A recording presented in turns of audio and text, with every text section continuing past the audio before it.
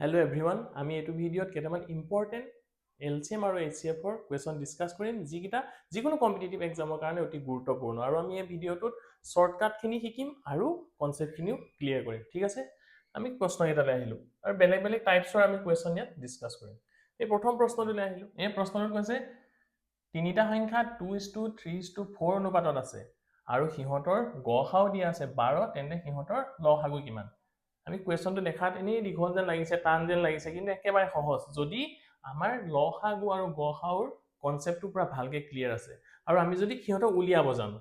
মই আগৰ ভিডিঅ'টো শিকাইছিলো তথাপি মই ইয়াত এবাৰ কৈ দিছো 8 10 আৰু 12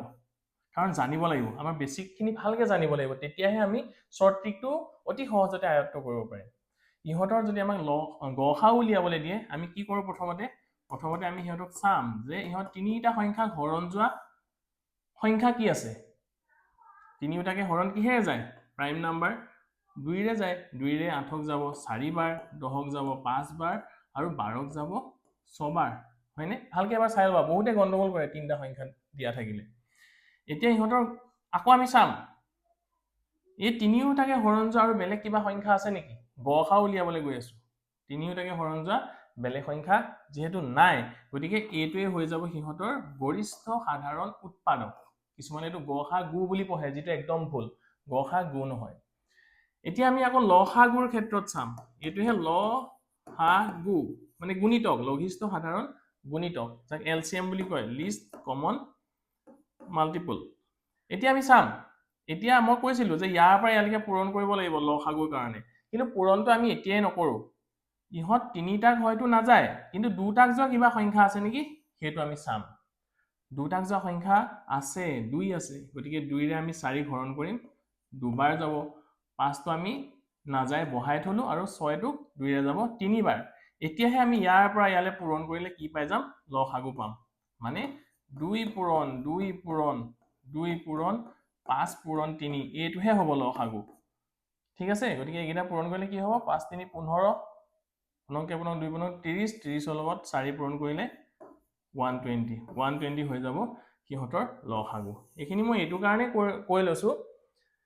কিছুমানে কনফিউজ কৰে কেতিয়াবা এই হৰণটো আকৌ নকৰে ইয়াৰ পৰা এই 2 4 5 6 টো পূৰণ কৰি দিয়ে তেনেকৈ কৰিলে নহব ঠিক আছে এতিয়া আমি প্ৰশ্নটোলৈ আহো এইখিনি যদি ক্লিয়াৰ হৈ যায় এই প্ৰশ্নটো কিন্তু আমি 10 সেকেন্ডতে পাৰিম ভালকে এতিয়া অকমান মন দিলে হ'ল যেহেতু আমাৰ প্ৰশ্নটোত কৈছে সংখ্যাকেইটা 2:3:4 অনুপাতত আছে আমি এটা সংখ্যাকেইটা কি নাজানো সেই কাৰণে আমি ধৰি ললো 2x 3x আৰু 4x ঠিক আছে এতিয়া আমি ইহঁতৰ গসাউ উলিয়াব পাৰিম নহয় ইহঁতৰ আমি গসাউ উলিয়াব পাৰিম তাৰ কাৰণে আমি কি কৰো প্ৰথমতে চাও আমি তিনিটাকে হৰণ যোৱা সংখ্যা বিচাৰো গতিকে ইয়াতনো তিনিটাকে কিহে হৰণ যাব x হে যাব দি x এ কেইবাৰ যাব 2x ক দুবাৰ 3x ক যাব 3 বাৰ আৰু 4x ক যাব 4 বাৰ তাৰ পিছত আমি আকৌ গসাউৰ কাৰণে আমি আকৌ চাও নহয় ইহঁত তিনিটাকে হৰণ যোৱা কিবা আছে নেকি সংখ্যা যেহেতু নাই গতিকে এইটোৱে হৈ নাযাব জানো গসাউ মানে আমি গম পাই গৈছো x মানে হৈ গল আমাক 12 গসাউ যেহেতু দিয়া আছে 12 গসাউ হৈ গল x মানে আমি গম পাইছো x মানে 12 ভালকে মন দিবা কথাটো একেবাৰে ইজি হয় তাৰ পিছত আমাক উলিয়াবলৈ গৈছে যেহেতু লসাগু এতিয়া আমি লসাগুৰ কাৰণে ইয়াৰ পৰা ইয়ালৈকে পূৰণ কৰিবলৈ কৈছিলো নহয় কৈছিলো কিন্তু এতিয়া আমি পূৰণ নকৰো আমি লসাগুৰ কাৰণে আকৌ চাও যে ইহঁত তিনিটাকটো নাযায় দুটাক হৰণ যোৱা কিবা আছে নেকি যেহেতু আছে 2 আৰু 4 2 ৰে হৰণ যায় গতিকে আমি 2 ৰে 2 যাব এবাৰ 3 টোক নগলে আমি এনেকে নমাই থম আৰু 4 টোক যাব দুবাৰ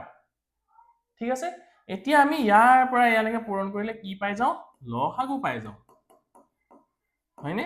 লসাগু পাই যাম যিটো আমাক উলিয়াবলৈ দিছে গতিকে আমি কি পূৰণ কৰিব লাগিব x পূৰণ 2 পূৰণ 1 পূৰণ 3 পূৰণ 2 এইকেইটা আমি পূৰণ কৰিলে লসাগু পাই যাম আৰু মই কৈছো নহয় গসাউ x মানে 12 গতিকে x ৰ ঠাইত আমি 12 পাতি দিলেই হ'ল x ৰ ঠাইত আমি যদি 12 পাতো 12 লগত আমি 2 পূৰণ কৰিম তাৰ পাছত 1 আৰু 3 আৰু 2 এই গুটেইখিনি পূৰণ কৰিলে কি হৈ যাব 12 কে 2 24 24 লগত যদি আমি 6 পূৰণ কৰো 144 পাই যাম ঠিক আছে গতিকে এনসাৰটো কি হৈ যাব 144 একেবাৰে ইজি হয়নে খালি আমি জানিব লাগে কি গসাউ আৰু লসাগু কি আৰু কেনেকৈ উলিয়ায় ঠিক আছে তেতিয়া আমি এইবোৰ একদম কুইক পাই যাওঁ হ'ব আমি এতিয়া আকৌ নেক্সট প্ৰশ্নটোলৈ যাওঁ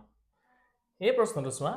এইটোত কৈছে দুটা সংখ্যা 3:4 অনুপাতত আছে আৰু সিহঁতৰ লসাগু কৈছে 84 তেন্তে ডাঙৰ সংখ্যাটো কিমান বুলি সুধিছে একেবাৰে ইজি প্ৰশ্ন হয় অকমান মন দিলে হ'ল একদম ইজি আমাক কি কৈছে দুটা সংখ্যা 3:4 অনুপাতত আছে 3:4 যেহেতু আমি সংখ্যাকেইটা নাজানো সেইকাৰণে আমি ধৰি ললো সৰুটো 3x আৰু ডাঙৰটো 4x ঠিক আছে আমাক কি কৈছে সিহঁতৰ কি দিয়া আছে লসাগু দিয়া আছে হয়নে আমি এই সংখ্যাকেইটা লসাগু উলিয়াব জানিলেই হ'ল কাম হিমানে আমি কি কৰিব লাগিব লসাগু উলিয়াবৰ কাৰণে ইহঁতক আমি চাম হৰণ যোৱা সংখ্যা বিচাৰিম দুইটাকে হৰণ যোৱা সংখ্যা কি x গতিকে কি থাকিব ইয়াত 3 আৰু ইয়াত থাকিব 4 লসাগুৰ কাৰণে কি কৈছিলো মই উধৰৰ পৰা মুধৰলৈ পূৰণ কৰিবলৈ কৈছিলো গতিকে 4 3 আৰু x এই গোটেইকেইটা যদি পূৰণ কৰে কিমান হৈ যাব 12x মানে আমাক এইটো কথা কৈছে 12x মানে 84 যেহেতু 12x টো লসাগু হ'ব হয়নে ইয়াৰ পৰা আমি x ৰ মানটো উলিয়াব পাৰিম নহয় এতিয়া x ৰ মান কিমান হৈ যাব 84 ক যদি আমি 12 এ হৰণ কৰো কিমান পাম আমি ইয়াত কাটিব পাৰো ন 2 এ 6 2 এ যাব ইয়াক 2 4 গুণ 8 2 2 গুণ 4 6 এ যাব নাই 6 42 কেইবাৰ যায় 7 বাৰ গতিকে আমি কিমান পালো x ৰ মান আমি কিমান পাই গলো 7 x ৰ মান আমি পাই গলো 7 আমাক ডাঙৰ সংখ্যাটো আমি কি বুলি ধৰিছিলো 4x বুলি ধৰিছিলো নাই গতিকে 4 লগত x মানে 4 লগত আমি এতিয়া 7 পূৰণ কৰি দিলে ডাঙৰ সংখ্যাটো পাম আমাক ডাঙৰ সংখ্যাটোৱে সুধিছে তেতিয়ালে কিমান হ'ব 7 4 গুণ কিমান 28 কিমান ইজি চোৱা কিমান ইজি যদি ভাল লাগিছে লাইক কিন্তু লাগে যদি ভাল লাগিছে এটা লাইক লাগে আৰু লগৰ বিলাকৰ লগত শেয়াৰ কৰা একদম সহজ উপায় আমি কৰিব পাৰো ইয়াত বেলেগ একো ৰকেট সায়েন্স নাই একো নাই খালি আমি লসাগু আৰু গসাগু উলিয়াব জানিলেই হ'ল তাক আমি কনসেপ্টটো ব্যৱহাৰ কৰিম মই এই কনসেপ্টটো জোৰ দিছো এই কনসেপ্টটো থাকিলে চোৱাচোন কিমান ইজিকে কৰিব পাৰি জাস্ট আমি ইয়াৰ লসাগু উলিয়াব জানিছো আৰু তাক ব্যৱহাৰ কৰিছো লগে লগে আমি পাইছো এইটো প্ৰশ্ন বেলেগ ধৰণেও সুধিব পাৰে সৰুটো কিমান বুলি সুধিব সৰুটো হলে ইয়াত আমি x ৰ জায়গাত কিমান পাতি দিম 7 পাতিম গতিকে কিমান হ'ব 21 হ'ব কেতিয়াবা ক'ব সংখ্যা দুটাৰ যোগফল কিমান তেতিয়া আমি সৰুটো উলিয়াম 21 ডাঙৰটো পালো 28 যোগ কৰিলে কিমান হ'ব হেবু পাম যি কোনো সুধিব পাৰে প্ৰশ্নৰ টাইপ যি কোনো হ'ব পাৰে সেইকাৰণে আমাক কনসেপ্টটো লাগে অকল প্ৰশ্ন কেইটামান মুখস্থ কৰি গলে কিন্তু পৰীক্ষাত নহব সেইকাৰণে আমি কনসেপ্টখিনি ক্লিয়াৰ কৰিলে কিন্তু যি কোনো প্ৰশ্নই কৰিব পাৰিম ঠিক আছে নেক্সট প্ৰশ্নটোলৈ আহিলো আৰু ইয়াত আমি বেলেগ বেলেগ টাইপ প্ৰশ্ন চাম একে টাইপৰ নহয় বেলেগ বেলেগ টাইপৰ আমি চাম আৰু বহুত কামত আহিব আৰু এনেকুৱা প্ৰশ্নই আহি থাকে আৰু একদম ইজিকে শৰ্ট ট্ৰিকতে চাম ইয়াত কৈছে দুটা সংখ্যাৰ এলচিএম দিয়া আছে 225 আৰু সিহঁতৰ এইচচিএফ দিয়া আছে 5 যদি এটা সংখ্যা 25 হয় তেন্তে আনটো সংখ্যা কিমান বুলি সুধিছে এটো একেবাৰে ইজি আমি আগতে পাইছিলোৱে নহয় আৰু মই প্ৰথম ভিডিওটোত কৈছোৱে দুটা সংখ্যা প্ৰথম নাম্বাৰটো আৰু সেকেন্ড নাম্বাৰটো পূৰণ কৰিলে কি হয় বুলি কৈছিলো আমি পাইছিলো এটা থিওৰি কনসেপ্ট আছিল কি হয় বুলি কৈছিলো সিহঁতৰ এলচিএম আৰু এইচচিএফ পূৰণ কৰিলেও সমানেই পায় বুলি কৈছিলো মানে প্ৰথম সংখ্যাটো আৰু সেকেন্ড সংখ্যাটো পূৰণ কৰিলে যিমান পাম এলচিএম আৰু এইচচিএফ পূৰণ কৰিলেও কিমান পাম আমাক এতিয়া এটা সংখ্যা দিয়া আছে 25 ধৰি ললো প্ৰথম নম্বৰ সংখ্যাটোকে দিয়া আছে 25 পূৰণ সেকেন্ডটো কিমান আমি নাজানো x বুলিয়ে পাতি দিছো এলচিএম কিমান বুলি কৈছে সিহঁতৰ 225 বুলি কৈছে 225 আৰু এইচচিএফ কিমান বুলি কৈছে 5 গতিকে আমাক লাগে কাৰ মান x মানে সেকেন্ড নম্বৰটো যদি x ৰ মান লাগে আমি কি কৰিব লাগিব 225 পূৰণ 5 ইহঁতক এই 25 এ হৰণ কৰিব নালাগিব জানো লাগিব আমি কিন্তু এইবোৰ পূৰণ কৰি আকৌ এনে টাইম বৰবাদ কৰি নাথাকো পৰীক্ষা হলত সিধা এনেকৈ পাতিম তেতিয়া আমি কাটিব পাৰিম 5 এ 25ক যাব 5 বাৰ এতিয়া 5 এ 225ক কাটিলে কিমান বাৰ যাব 5 4 গুণ 20 আৰু এটো হৈ যাব 5 4 গুণ 20 2 থাকিলে 2 টো ইয়ালে গল 25 হল 5 5 গুণ 25 45 ইজি হয় নে একেবাৰে ইজি হয় নহয় আনটো সংখ্যা কিমান তেতিয়ালে 45 একদম ইজি ভাল লাগিলে লাইক সেকেন্ডটো ইয়াত কি কৈছে দুটা সংখ্যা লসাগু সিহঁতৰ গসাগুতকৈ 4 গুণ বেছি বুলি কৈছে মই প্ৰত্যেকটো কোৱেশ্যনতে অলপ চেঞ্জ আনি দিছো কাৰণ যিকোনো পৰীক্ষাত সুধিব পাৰে এইটো প্ৰশ্ন ইয়াত কৈছে দুটা সংখ্যাৰ লসাগু সিহঁতৰ গসাগুতকৈ 4 গুণ বেছি সিহঁতৰ লসাগু আৰু গসাগুৰ যোগফল দিছে 125 আৰু কৈছে তাৰে এটা সংখ্যা 100 তেন্তে আনটো সংখ্যা কি হ'ব আৰু এটা কথা মই কওঁ অংক কৰিবলৈ প্ৰশ্নটো ভালকৈ এবাৰ পঢ়িব লাগে, বুজিব লাগে, আৰু এবাৰ প্ৰচেছ কৰিলে ইয়াৰ আমি সলিউশ্যনৰ যোনটো ৰাস্তা সেইটো বিচাৰি পাওঁ। কিন্তু ওপৰে চালে আমাৰ টান যেনেই লাগে, হয়নে? কিন্তু আমি ইয়াক কি কৰিম, একেবাৰে চিম্পলকৈ কৰিবলৈ চাওঁ। ইয়াত কৈছে দুটা সংখ্যাৰ লসাগু সিহঁতৰ গসাউতকৈ 4 গুণ বেছি বুলি কৈছে। গতিকে আমি যদি গসাউটো ধৰি লওঁ, গসাউ যদি আমি ধৰি লওঁ x বুলি যদি ধৰি লওঁ, তেতিয়াহ'লে লসাগুটো কিমান হ'ব? 4 গুণ বেছি বুলি কৈছে নহয়। লসাগুটো হৈ যাব 4 গুণ মানে 4x নহ'ব জানো? 4x হ'ব। আৰু আমাক তাৰপিছত কি কৈছে? 4 গুণ বেছি। এতিয়া কৈছে যে লসাগু আৰু গসাউৰ যোগফল 125। লসাগু আৰু গসাউ আমি যোগ কৰি দিম। 4x plus x যোগ কৰিলে আমি কিমান পাওঁ বুলি কৈছে? যোগফল 125 বুলি কৈছে। যি ইয়াত দিছে তাকে আমি ইয়াত কৰি গৈছো, সেয়াই অংক। গতিকে কি হ'ব, আমি 4x আৰু x যোগ কৰিলে হৈ যাব 5x সমান কিমান হৈ যাব? 125। এতিয়া আমি x ৰ মান কিমান পাম? 125ক 5ৰে হৰণ কৰিলেই হ'ব। কিমান হ'ব?